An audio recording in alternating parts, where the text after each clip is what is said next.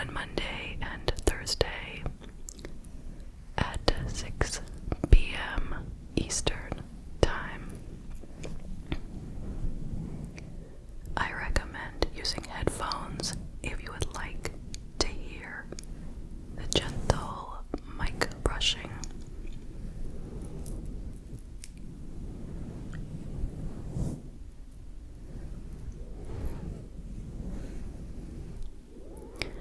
So, as you can see, today we have the 2-microphone system back.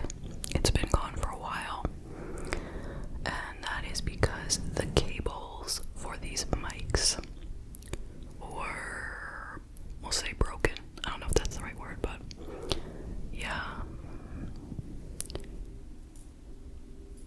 The cables were causing a lot of static, and these cables wear out very easily for some reason. I don't quite know why, but I got some sturdier ones now, so let's hope they last. So enough about that. Let's get to tonight's case. We are traveling to Indonesia tonight.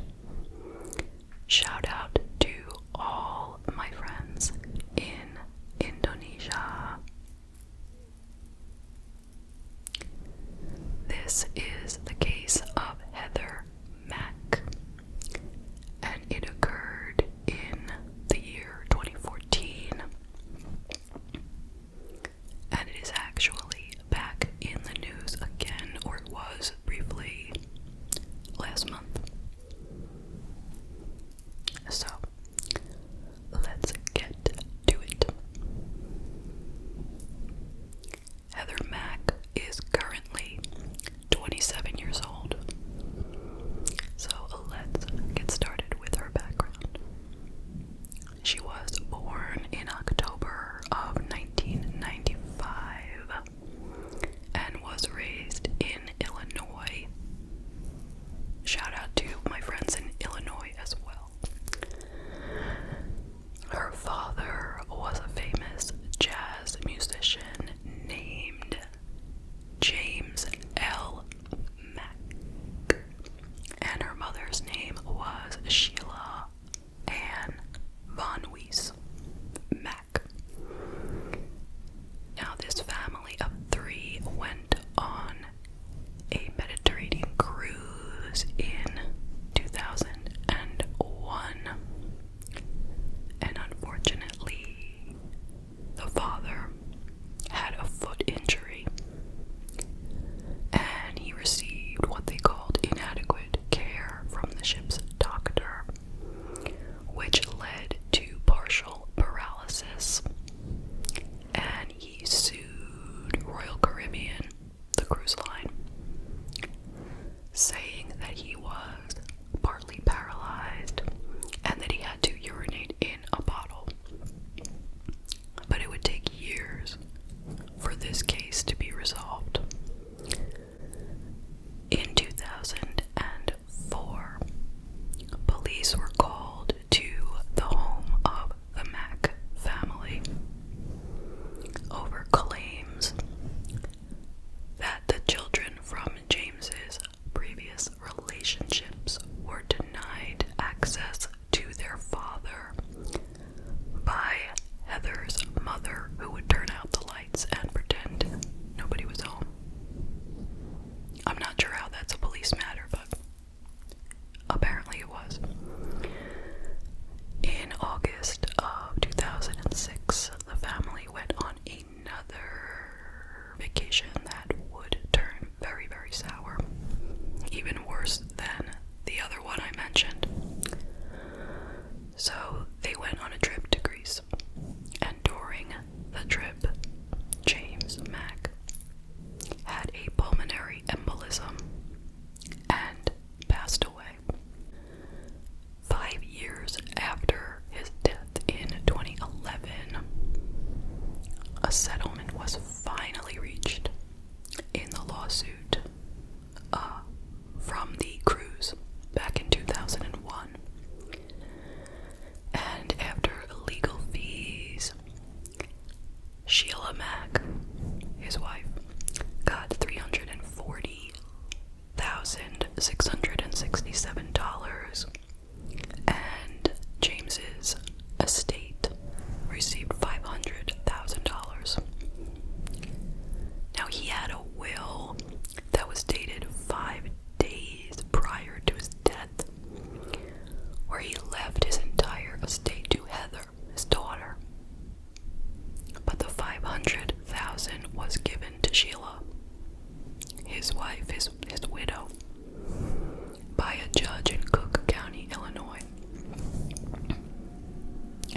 suppose there was some kind of legal reason for that, but I don't know why.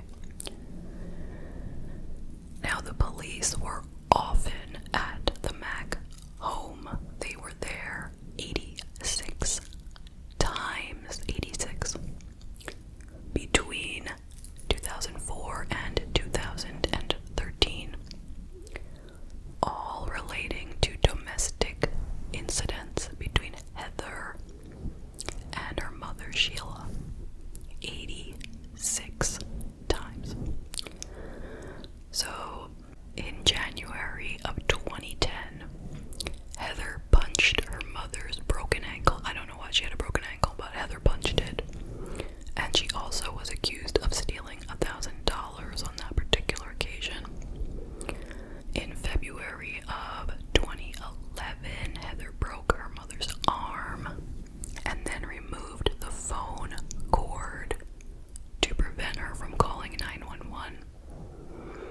In November of 2012, she bit her mother, leaving a very large bruise. Years later, when Heather discussed her relationship with her mother, she said that she and her mother were entangled in a dysfunctional, codependent relationship from which neither could break free. She never wanted to be separated from me, and yet she also hated everything about me. It was complicated. A family friend said something similar.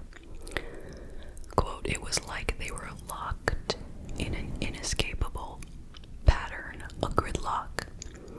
It's such a sad story. It was like a disaster waiting to happen," end quote. According to Heather, she and her mother worked together to shoplift expensive items from stores, and it was something that they sort of bonded over, even though they had a lot of money. Quote, "We'd take thousands and thousands of dollars worth of makeup.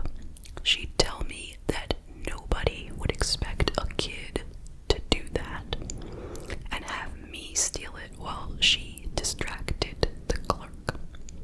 I wanted to make her happy, so I'd just do it," end quote. Now, their fights got worse and worse as the years progressed, and her mom started putting her in psych wards and juvenile facilities, but then she would always miss her a few days later. So according to Heather, quote, "If I went to a psych ward, she would get frustrated within a couple of days and couldn't take being away from me, so she'd do everything she could to get me out." When Heather turned 18, she tried to move out, and according to Heather, Sheila would send her pictures of herself about to take her own life in an effort to get Heather to come back home. Now, when Heather was a senior in high school, she started dating a guy who was 2 years older than her, and his name was Tommy Schaefer. He was an unemployed rapper, also known as Tommy EXX. Heather's mother, Sheila, did not approve of the relationship, so she actually moved them to a new house in the Gold Coast section of Chicago. But clearly that didn't work. She didn't move far enough. I mean, that's kind of a weird idea, but Heather had become pregnant by Tommy and had already allegedly had 2 abortions under her mother's control. So her mother knew she was pregnant, and her mother, brought her to get these abortions. Sheila had been attempting to get power of attorney over her daughter to enforce a 3rd abortion at the same time that she was booking a vacation for herself and her daughter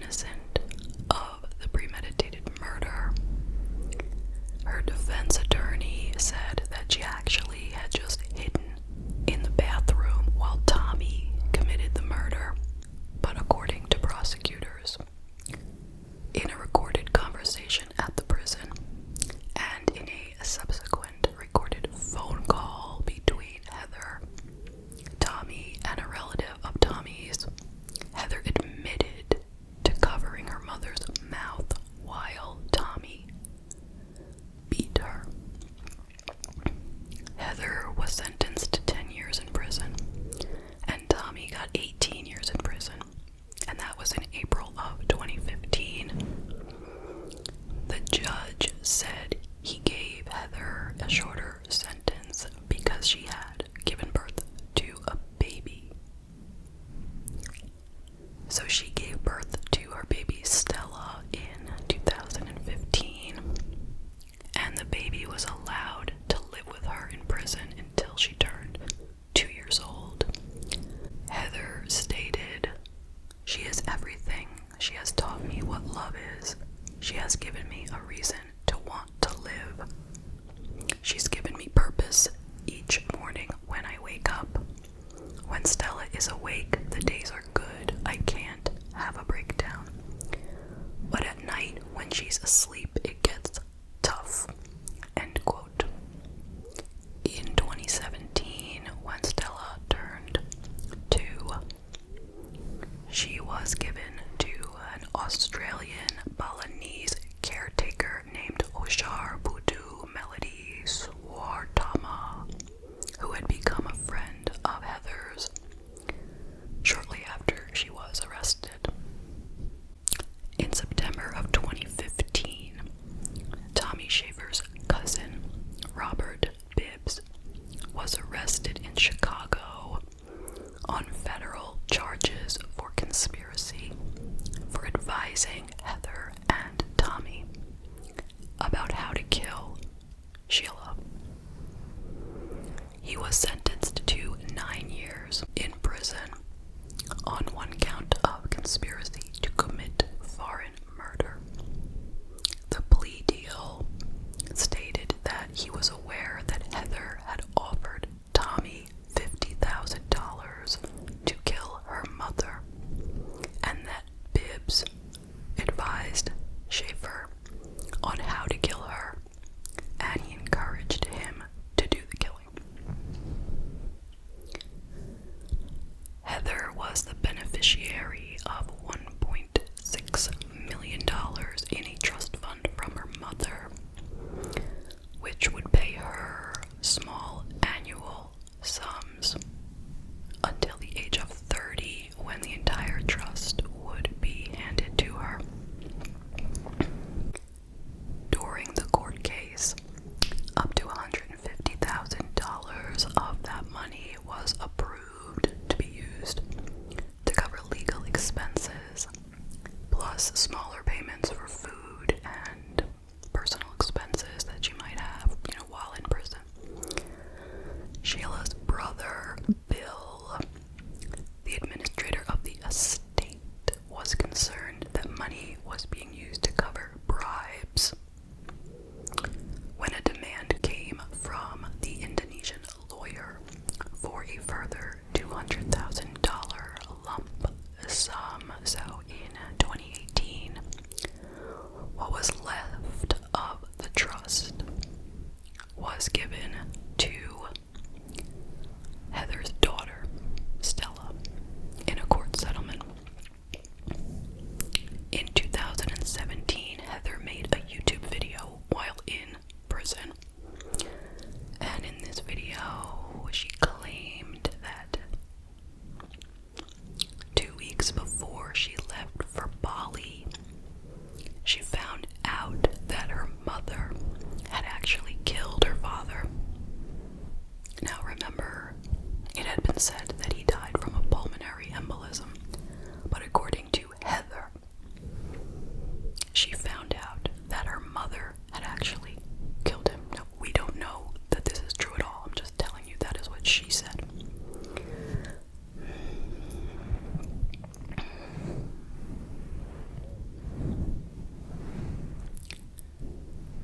Heather said, quote, "I made it up in my heart, in my mind, in my soul, in my blood, in the oxygen running through my body, that I wanted to kill my mother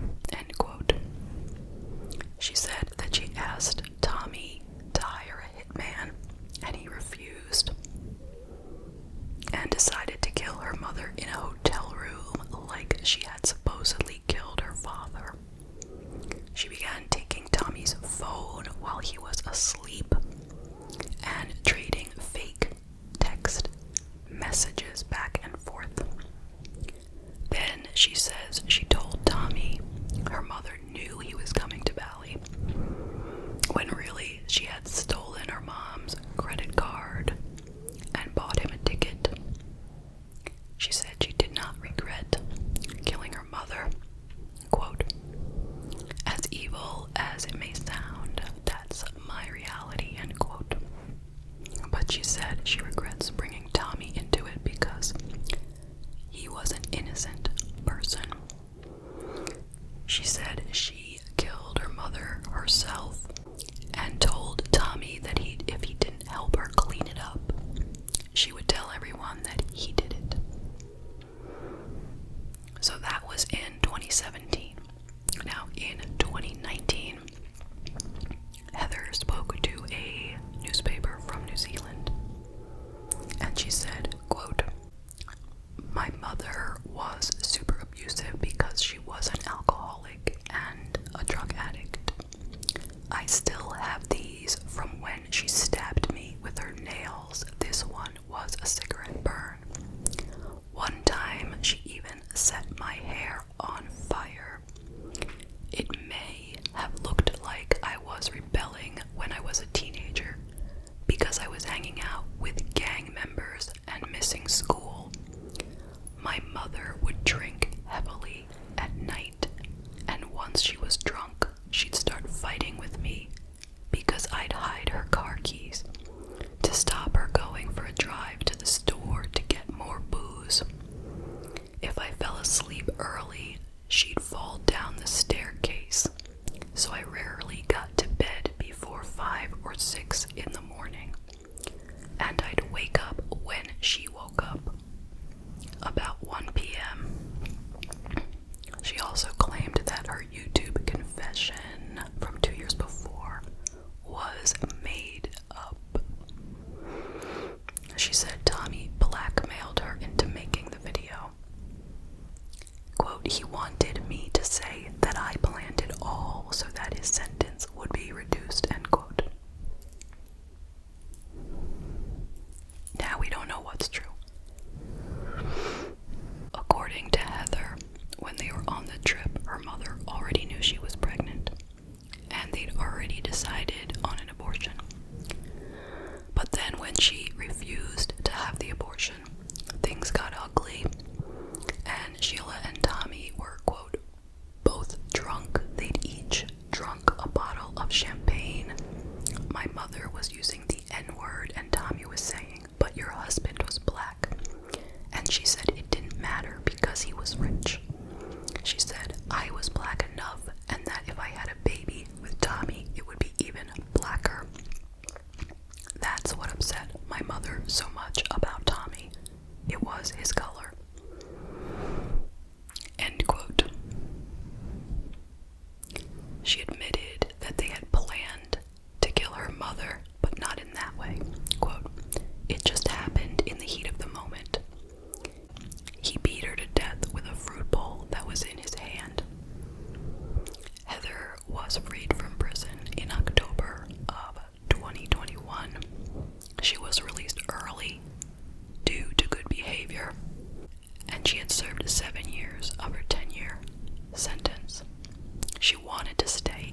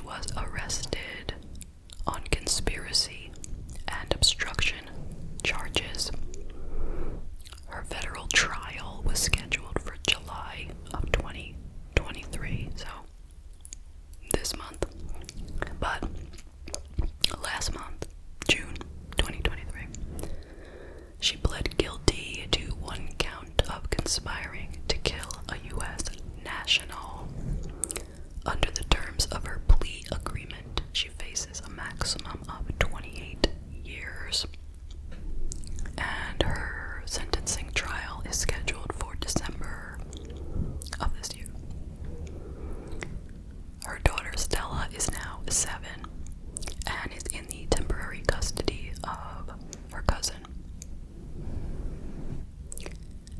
And that is the case. What do you think? I will tell you some of my thoughts. First of all, my heart goes out to Sheila, regardless of any of the things that she did in her life that may have been wrong. She did not deserve to be murdered by her own daughter and her daughter's boyfriend. So,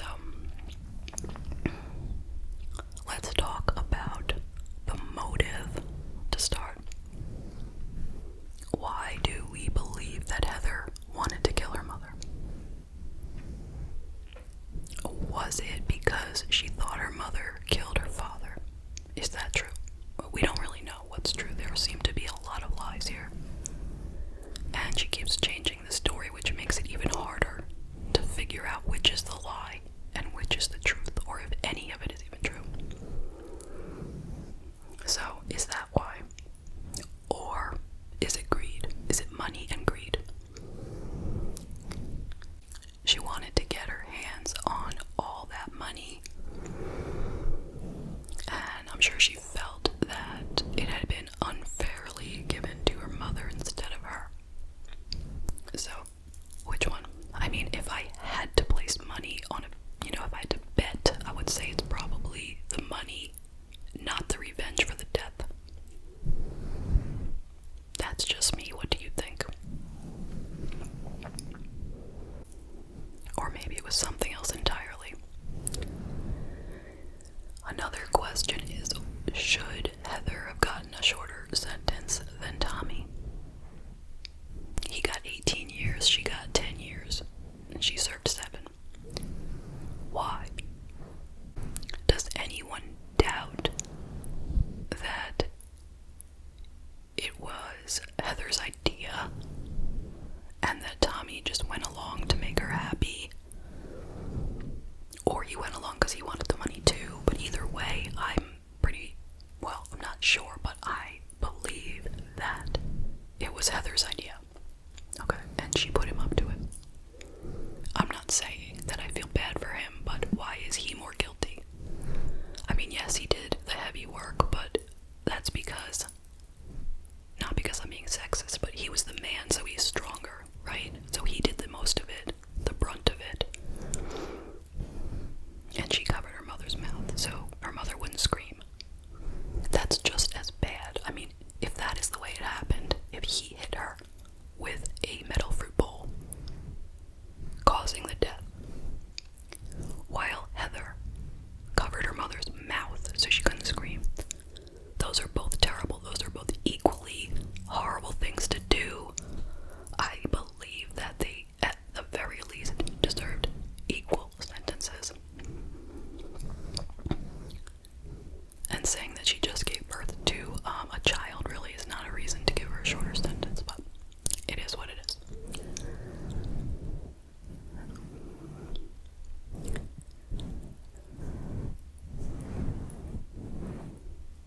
Let's talk about what a stupid plan they had. I mean, if they wanted to get caught, then they had a good plan. But if they wanted to get away with it, then they were very, very foolish. There was no way that they wouldn't get caught. I mean, there they are, publicly putting a bloody suitcase into a cab and then disappearing. Obviously, they're the ones who did it. Like, there's no doubt. Why would they think they would ever get away with that?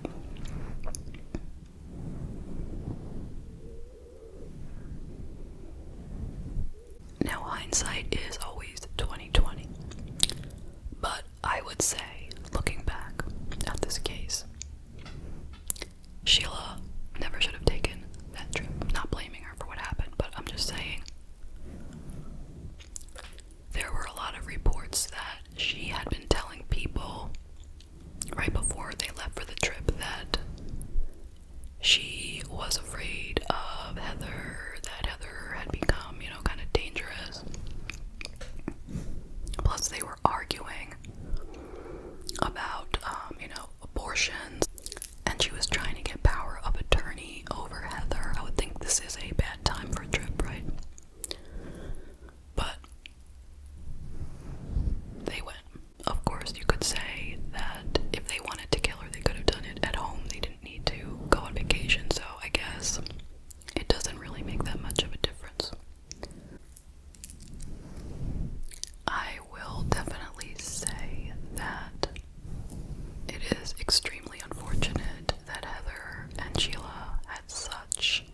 an unhealthy relationship, so incredibly dysfunctional.